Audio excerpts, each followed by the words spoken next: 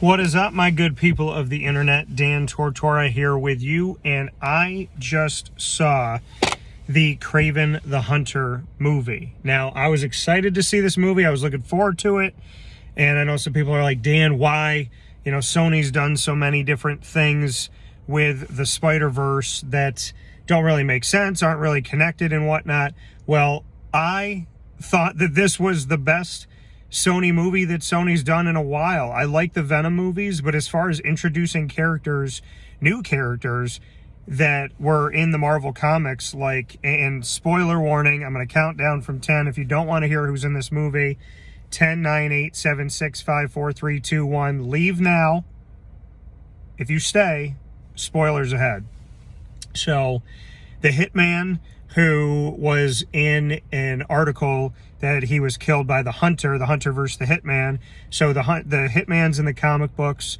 We also get to meet Chameleon, who in the comic books is the half-brother of Kraven the Hunter, and that is the same here in the movie. So we do get to meet Chameleon. We do get to see Chameleon's powers. We get to learn that Chameleon's just, that the Dimitri is just really good himself at impersonating people. He can literally sound exactly like whoever he wants to.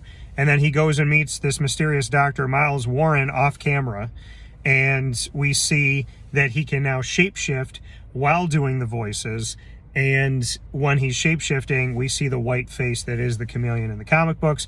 Miles Warren is AKA the Jackal in the comic books. We never see him on screen. And the other characters we meet Calypso, who is a priestess in the comic books, voodoo magic, different things that she does, and she is connected to Kraven in the comics as well. So we do get to meet Calypso. We meet the Rhino, Alexei. This is the second time we've seen an iteration of the Rhino. The first was in the Amazing Spider-Man 2 movie that I was in as an extra, and we see the Rhino in the scene that I was actually in when he crashes. I'm coming out of the alleyway, and he was played by Paul Giamatti in that movie. We did not see the Rhino truly have any powers. He was just in a tank that was built around him like a rhino. In this one, the Rhino looks like a rhino. And again, this is another person who's had Miles Warren work on him, this doctor, the Jackal creating the Rhino, the Jackal creating the Chameleon.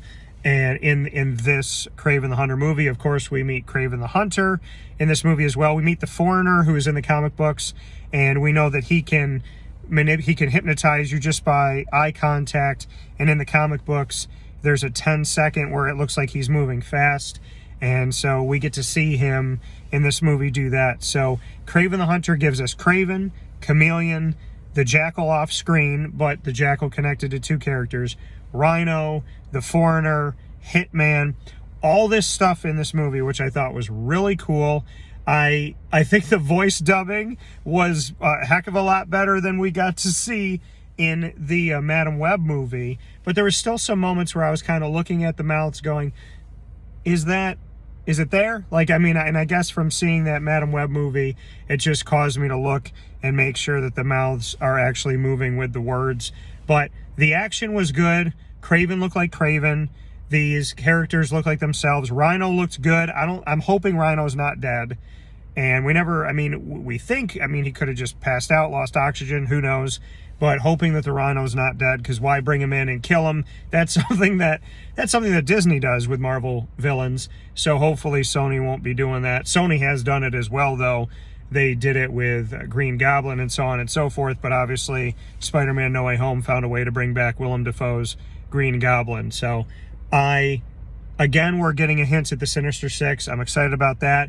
And when the Foreigner gives this serum that's going to bring out the fear that you have, the thing that you're most afraid of, Kraven sees spiders, obviously, which is a nod to Spider-Man and his hopeful upcoming connection with Spider-Man. So A lot of cool stuff. I mean, I thought this movie was a lot better. I mean, the storytelling at times, I mean, certain things kind of jump cut. We go to a place and it's kind of like, give us a little more backstory, tell us a little more. But I think this is one of the best movies that Sony has done as far as introducing characters, making them look authentic, connecting them back to the comics and not just setting the comics on fire, and giving us something to look forward to, and giving us a story that was pretty easy to follow and made some sense. So my immediate reaction to Kraven the Hunter, I would watch it again. This has been Superpowered Pop, proudly brought to you from Parker Banner, Kent and Wayne. Parker Banner, Kent and Wayne, aka PBKW, is located for you on 21500 Catawba Ave, Suite A in Cornelius, North Carolina.